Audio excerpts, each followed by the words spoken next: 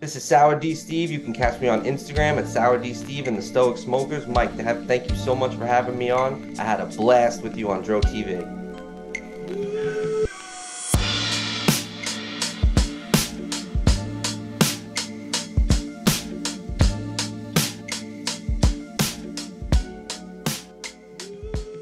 Welcome back to My First Time, the show where our guests get to tell their story of the first time they got high on marijuana.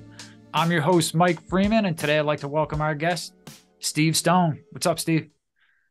Yes, sir, Mike. Thank you so much for having me on, brother. It's a pleasure to finally meet you in person. Yes, thank you for coming on DroTV today. You can find more of Steve on Instagram at Sour D Steve. That's sour underscore D underscore Steve. And the Stoic Smokers. All the links will be down below. So, Steve, thanks for giving us some time today. I love the whole background there. We can definitely get into some basketball and maybe who your favorite team is right now. But please let our audience know a little bit about yourself, where you're located, and what you got going on in the cannabis community.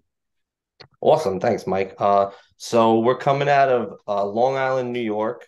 With New York recently legalizing, all these spots are opening up in New York now, and the cannabis scene is really taking off. And I've said to myself, if there was ever a time to jump in, now is the time. Right at the beginning, get in now. And the community has been great. The Instagram community, all the growers that I make contacts with, podcasters like you, it's all positive vibes. And it's a pleasure to be a part of this cannabis community. Yeah, it's a dope community, and yeah, there's lots of amazing people. I think what brings us all together is this plant, and I always say all shapes, sizes, persuasions. It doesn't matter what color flag you have. If you got that weed, friend with weed is a friend indeed. So Yes, it's a welcoming community, definitely. All absolutely. inclusive. So, Steve, we were talking earlier. We're roughly the same age. You got the Jordan jersey, you got the Ewing jersey. Who's your team now? Who do you follow now? Because are you still a Knicks fan? Yeah, I'll still roll with the Knicks. I'll still Okay. roll with the Knicks. I have an 11-year-old son. He's a Derrick Rose fan. I don't know Okay. how, considering the fact that Derrick Rose was an all-star so long ago and he's only 11. But so we went to a Knicks game recently and it was great. Yeah, I'll roll with the Knicks. Cool. You MVP, Derrick Rose. I mean, The youngest ever. crazy to think how far he came as far as the level he was playing at. He's still an incredible player. Um, but yeah, We man, saw him at the game. It was pretty cool. We saw him nice. do warm ups. He still warms up like he's gonna play. He didn't play in the game, wasn't even in the rotation, warmed up more than any other player on that team. And I thought that was a testament, to that all-star mentality. So I'm from Massachusetts. I'm a Celtics fan. I've got a history, or I don't really, but we have a history with Tom Thibodeau. What do you think of Tibbs as a coach? I think he looks always looks like disheveled and stressed out. But their defense was killing it for the last couple of weeks, as far as I know. I haven't paid attention really since that game. Before the game, I wanted to look good for my son, so I kind of brushed up on everything Sure. going into the game. And supposedly their defense was amazing. They played a great game against the Kings. Julius Randle got tossed out. It was a pretty wild game. It was a great memory with me and my son. Nice. So the game you went to was against the Kings? Was against the Kings, yeah, yeah. And we got to see Sabonis before he got hurt recently, but he truly is an all-star, man. He's the centerpiece of that Kings team. And you could tell right away as soon as you watch them play, that dude is special. His dad played ball, right? Ardonis Sabonis. I forgot the guy's name, Yeah, but I'm the pretty sure. Sabonis on the Trailblazers, I think. Big, Yeah. big dude, big dude. Yeah, I'm familiar with the name. Um and yeah, I think it was that early 90s Trailblazers. Yeah, I think Yeah. that's when. I think if you grew up in the 90s, especially if you were in the hip hop culture, the cannabis culture, you definitely were in the Jordan culture. You definitely Absolutely. wanted the new Jordans. And once I became an adult and actually had like discretionary spending, The first thing I did was go on StockX and drop $2,000 on all the sneakers I couldn't get, for Christmas. All those Christmases I asked for Jordans. My parents were not buying Jordans back then. Yeah, yeah. Are you a Jordan head? I'm not a Jordan head. I mean, I'm a Larry Bird guy. I'm a hick from French Lick. I got to tell you, when I go back and look at the history of basketball, he's one of my favorite players, Larry Bird. Trash talking. Yeah, He doesn't look like an athlete, but moved like an athlete. And that was always yeah, very interesting to me. yeah. Great I shot. I got into basketball at the end of the Bird era, and I mean, it was kind of already the It was Jordan era. Magic and Bird, and then Jordan was the next era. Yep. Yep. So I vividly remember the Dream Team and that That's whole right. that whole like the whole era of basketball was just consumed my life. Me too. And now my son, it's pretty wild to see my son. He's going through the same thing that I did, just a decade of pure love for the game. And then eventually, life happens. You kind of get pulled away, other responsibilities. You're focusing on other things. And then, but it's nice to come back to the game with my son. That's really special. Sure. Who's his favorite player? I think Derrick Rose, I would have to say, is, Okay. you know what? That might be like his favorite, like in theory player. But if you asked him who's the best player in the NBA, he probably would have to say either Luka or LeBron or, one of these more athletic types. Because Sure. in reality, that is the better player. But I think he's a Derrick Rose fan. He has the jersey. We went there early to take pictures, and he was there practicing. It was really cool. Nice. So you're on Long Island.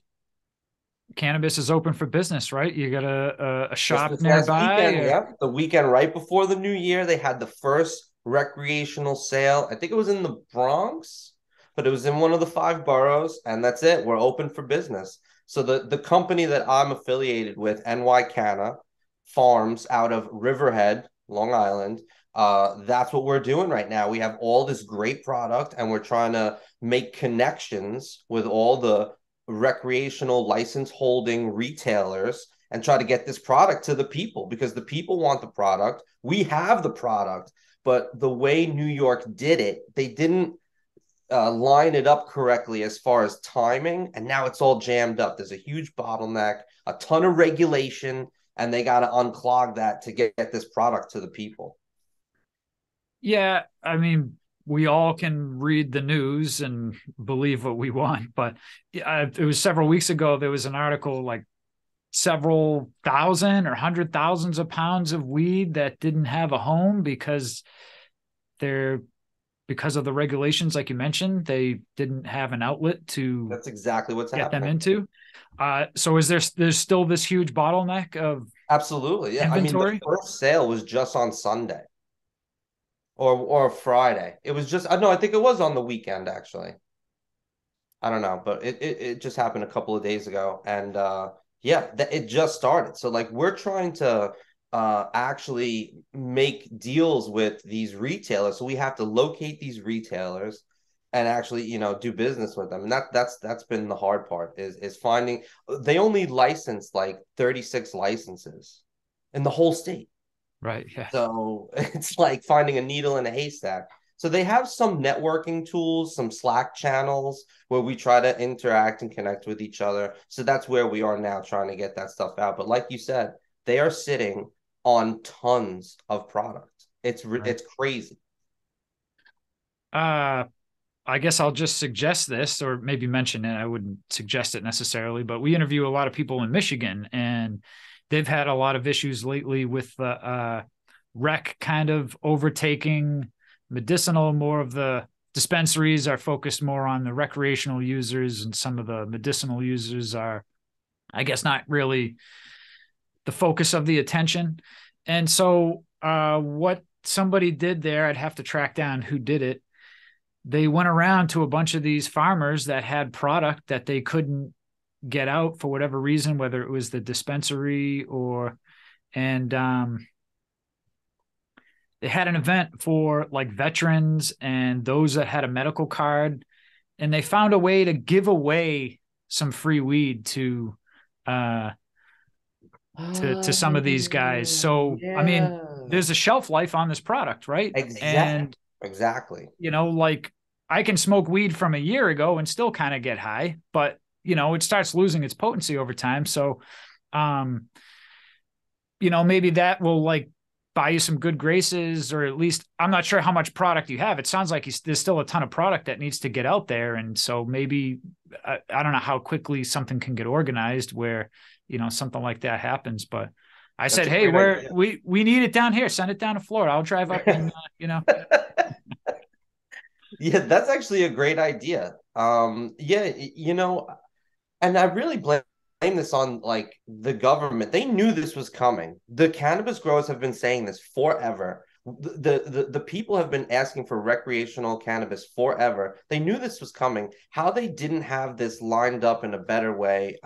And if you actually look into it, they have other money problems. The state has money problems. They made deals with people where they couldn't fulfill the deals, and it's just a mess. It's just a mess. So hopefully they get that straightened out before, like you said, the shelf life goes, because when it's regulated like this, that shelf life, once you reach that shelf life, it can't be sold. It's right, considered non-sellable.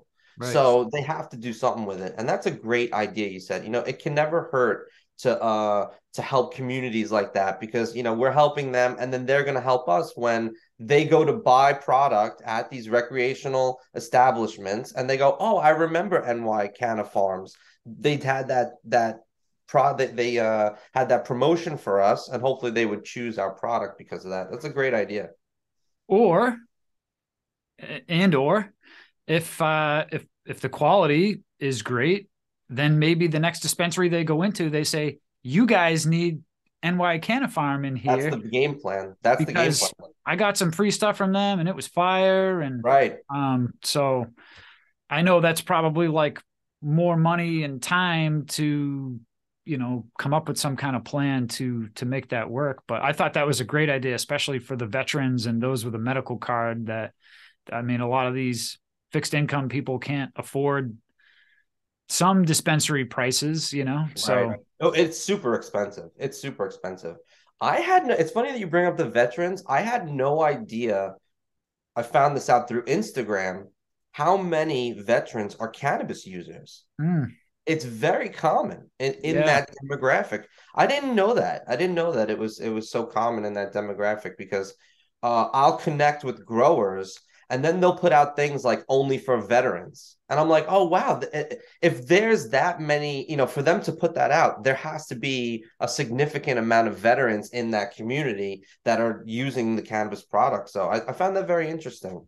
And then when you said that, it all kind of tied together. I really should mention. I'm going to mention that to my boss, and I'll tell him Mike from DroTV said it. Another thing too is the veterans are some of the more vocal because especially some of these red states. We just interviewed somebody from North Carolina, and they're not even medical in North Carolina. And Oh wow! the veterans are the loudest voices. Like, you just sent me overseas to go possibly get my leg blown off, or maybe they Right, did get their leg blown off. I right, can't smoke a joint to make me feel better. right. I think their excuse was like, well, Delta 8, you can get Delta 8, so why do you need the real stuff? I think that's like what the lame excuse is right now. But yeah, most people don't want to, talk down to a veteran or like poo poo a veteran. So I think it they're also speaks to the American spirit, because like the American creed is to kind of to speak up, don't tread on me, like we're going to fight for our right, whatever our right is. And that kind of speaks to the American spirit, that the veterans would be like, listen, I served this country. The backbone of this country is freedom. Let me have my freedom to make my own decisions. yeah. Hey, everybody, I want to quickly mention food forest abundance. Food forest abundance is a great way to create your own self sustaining food forest and naturally occurring ecosystem that's commonly found in nature, but designed specifically for you. Through multiple layers of trees, shrubs, herbs, vines, rhizomes, mushrooms, and perennial vegetables, you can become your own supply chain without the typical maintenance required of a garden. From small spaces to large areas, both urban and suburban, Food Forest Abundance wants us to get back to our roots in nature by engaging with our food production in a meaningful way. For more information, click on the link in the description below and start your journey today. Okay, let's get back to today's episode. Yeah, I went over there. I saw a bunch of crazy shit. I messed up because of it. Can I grow a plant and smoke it with no harm to anyone but myself? Maybe. I mean, is that too much to ask? And that's a real thing too. I met another father through my children going to school. I met another father who was a vet, and the stories he would tell me, and I would see kind of what he was going through. It is a very real thing that they come home with psychological baggage. It doesn't just leave you; it stays with you. And if they can find help in the cannabis product, they should be allowed. Like, yeah, that's totally un-American. They should be allowed to do that. So that's probably why they're so vocal, because when you combine those two things, they're like, I'm gonna fight for my right. That's like an American thing. Right. Yeah. Like yourself, when I first got into the cannabis community,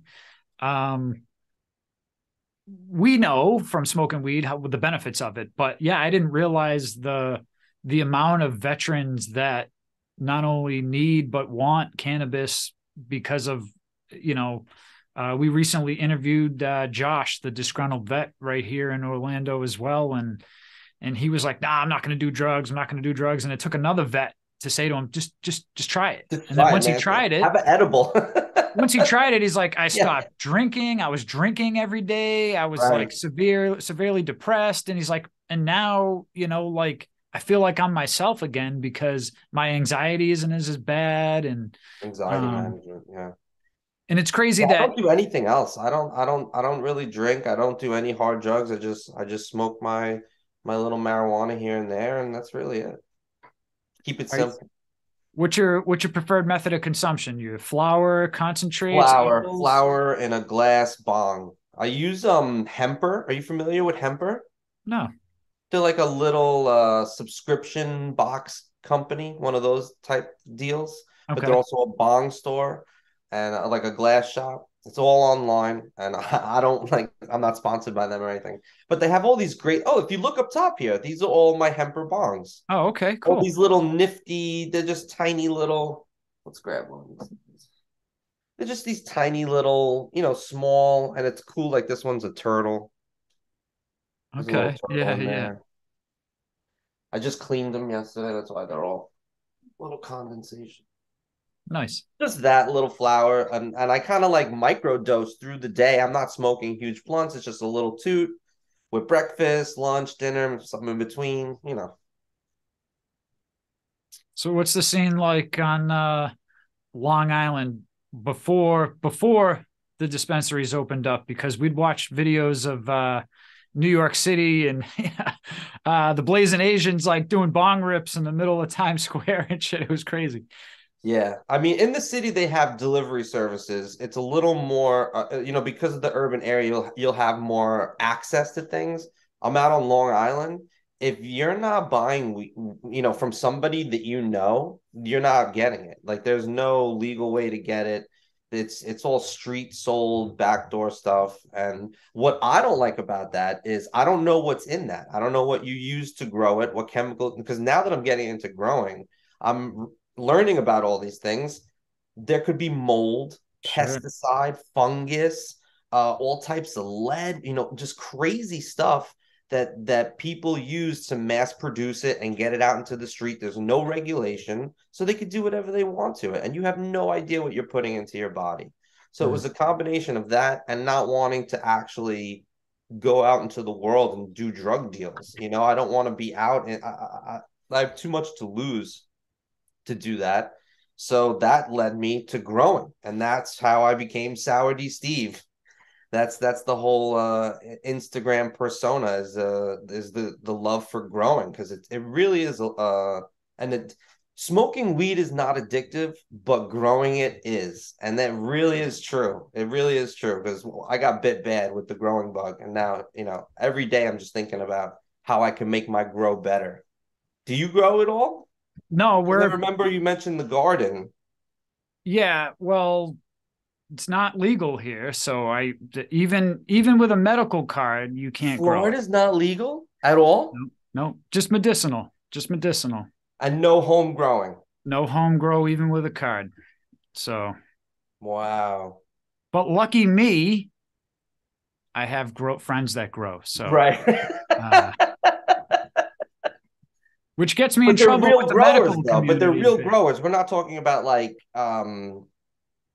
you know where it's coming from. That's the most important part is you know where it's coming from. Yeah, people that are serious, like you said. What are they using Yes. in their solutions? And All that matters. All yeah, that matters. yeah. So, what was the first strain you grew? Mac 1. Okay, Miracle Alien Cookie. It's a great strain, 60-day flower. The cut that I have, I got very lucky. It eats well. It grew well. I actually just took it down. If you check out the Sour D Steve Instagram page, I documented basically its whole flower period, and we just took it down this morning. I got it hanging in my little humidor, my homemade humidor, and it's a great plant. I ended up cloning that before I flowered it. I cloned it. So I actually run two tents, a veg tent and a flower tent. And every 2 weeks, I'll take one plant and pop it over to the flower so that I have a 2 week separation of all my flowering plants so that every 2 weeks, I get a fresh harvest of flower. So it's nice. like a perpetual garden. Right. So that's what we're doing. It's all Mac 1 right now, and it's a great strain. Have you ever tried Mac 1? I don't. I don't think I have. Miracle Alien Cookie. I'm pretty sure it's an OG strain. That's the one of the older strains. Okay. Maybe I tried it on. I mean, Unknowingly.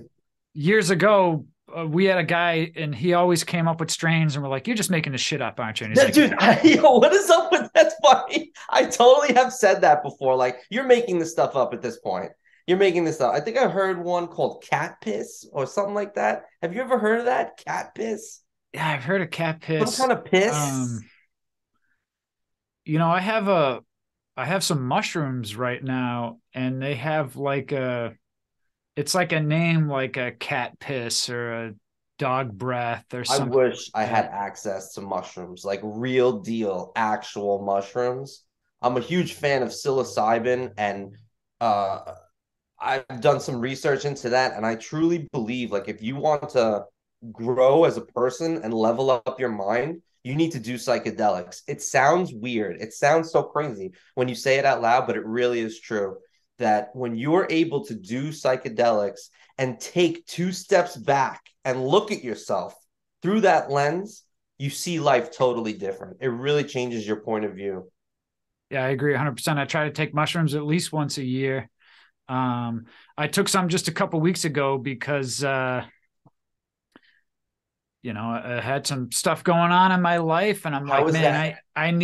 I need to like Step recoup. I back, need let to go. Yeah. exactly. Yeah. And How was that experience for you? I find that stuff so very interesting. it was a weird experience. So real quick, it was you guys had it worse than we did for Christmas, but it was like 30 degrees down here, okay, for Okay. Christmas weekend. But that's cold for Floridians. That's cold for That's you guys. it's the first time I had long Yeah. pants on in like almost 2 years, Right. okay? That's cold for you guys. It's That's shocking. cool. I took all my potted plants into my garage. Okay. We're talking 40 or 50 potted plants. It took me over 2 hours to bring them in. Right. Well, then I had the idea of I'll take mushrooms and go put all the plants back outside. So it was weird because Oh. um like I had like the feeling and everything, you know what I mean? Like my nose was running and um but it was more of like a body high, I think, because I was constantly moving around. I was moving around for like 3 hours. I organized the whole backyard and everything. And, I had like a podcast and headphones going. So, Oh, I love that. mentally, I was able to figure some shit out. Right. But I like being there physically too. I like going for a walk. I like usually doing it at Yes. night where I Yes. get all the senses and I can feel all Yes. these things. By the way, side note, how good is chores while listening to podcasts? I love it. It's like I love it. it's the way to get them done, right? It really is. I listen, no joke, I must listen to like 40 podcasts a week. It's like, just because I'm doing shit. And that's what I like to have in the background. I don't listen to music like I used to. It's so weird. I'm the same way that not a lot of music today moves me like it did, and I'm still listening to 80s, 90s hip hop. Dude, same boat. Same boat. I love my 80s music. Everyone makes fun of me, but I love like all types of 80s music. And I was born in 83, so it's not like I was like a teenager in the 80s. You know what I mean? For some reason, that decade just speaks to me. I love that decade. And 90s hip hop, my favorite. I got to give a shout out to my guy M. Dot. I have a record label, Own Lane Music. My dude M. Dot, he's got an album dropping. He's got a song with Pete Rock. He has songs produced by Marley Marl, Large Professor, Wow, that's and real. his sound today, right now, sounds like that '90s boom bap. So, I love that. I love I'm that. gonna send you some of his stuff so you can I check it love it. Send it over. I love out. that. Because I'm biased. He's my guy, but the reason he's my guy is because I think his music still to It's this good. day is very timeless. You can listen to it. It sounds like it's from 20 years ago and it was from Right. a month Right. ago. So Right. uh shout outs to New my kids dude. don't like that stuff though. They don't like that style of Tone, music, it's that hip weird, hop. but that's makes us the old guys, I guess, you know. Yeah. Yeah. You know what? I'll take it because that music had soul. It was with real instruments. Today's music is like it's very digital. It's very dance music, techno rap. You know what I mean? It doesn't have that R&B soul hip hop vibe that was cultivated in the 90s. And I can't understand half of it. You saw that clip of Snoop Dogg imitating Yeah, rap yeah, yeah. nowadays? Shit. Except that Migos. I love that Migos Hotel Lobby. I don't know what it is about. Do you like that song? Migos I Hotel Lobby? I'm not familiar with that one. Everyone's making reels out of it now. Okay. It's pretty popular. I'll have to check that one out. I'll send it over to you. I'm not too you, familiar I with bet it. if I send it over to you, you'd be like, oh yeah, that song. I heard that song. I used to do music for a basketball team, and Bad and Bougie was always like the warm up Yes, song. yes. Oh, that's And cool. You used to do music for a best like live at the game. You would be the person orchestrating the audio. I'm from Worcester, Massachusetts, and Worcester brought back the ABA basketball team a few years ago. And it was a friend of mine. He was the one that brought the team to Worcester. So he asked me to do the music and the sound for the game. So yeah, That is so cool. yeah, yeah. That's so cool. I always wondered what the title of that job was and how you even apply for a job like that. Definitely Because didn't originally apply. Didn't apply, and I didn't have a title. he just said, Mike, Mike, listen, you're in. All right, I got it. That's it. So That's I love it. basketball. I'll go. Yeah, I'll do that. Sure, sign me up. I'll give away 4 hours of my time every week in the middle of the cold during snowstorms. Sure. Yeah. That Massachusetts weather can be unforgiving, man. It really can get brutal up the Northeast. People not from the Northeast don't understand how brutal it could get up there. Yeah. It's the reason I'm down here in Orlando, Florida now. Yeah, that's a great place to be, man. God bless it. Yeah. Steve, this has been awesome. I had a pleasure chatting with you. Definitely would love to do it again soon sometime. I know you're working on a podcast of your own. Why don't you let everybody know the best place they can follow you? Right now we're on Instagram. That's sour_D_Steve. That's for the growing page. That's where this all got started. And we're trying to roll that into a podcast called the Stoic Smokers. That's also on Instagram .com/the Stoic Smokers. And it's going to be a podcast about just being stoic. That's something that we feel is kind of lacking in today's male culture, that we need more stoicism. So that's something that we want to kind of get out to the public and put that vibe out, because that's something that me and my business partner, Nick, we truly believe that that's something that's lost in our culture. And we want to kind of reconnect with that and kind of galvanize the male community and being more stoic and handling the problems of today, because today is a pretty crazy world and we need more stoicism. Hard times make strong men. Strong men make good times. Preach it, brother. Preach it. Good times make weak men. Weak men make hard times. So And it's so true, man. And we got I to kind of say, where are we in that cycle right now? yeah, Eesh. I think So we need I to, think we're in the latter part of that cycle, unfortunately. and me and my business partner, we both have sons, and we, so that's, as fathers, that's something that we really, want to drive home with our, especially with raising boys. You got to be stoic, man. You got to suck it up. There's a job to get done. You got to get that out there and do it. And that's the bottom line. Get it done. I love it. I love that. Steve, thanks for coming on the show today. Make sure you go down and follow Steve at the links below. And if you're watching this on YouTube, go down there and smash the like button for my man, Steve, and share this, and make sure you are subscribed to DroTV, because otherwise you'd miss amazing guests like Steve and awesome interviews like this one. So Steve, thanks again. And that's all we have for today. We'll catch you on the next episode. And as always, smoke them if you got them.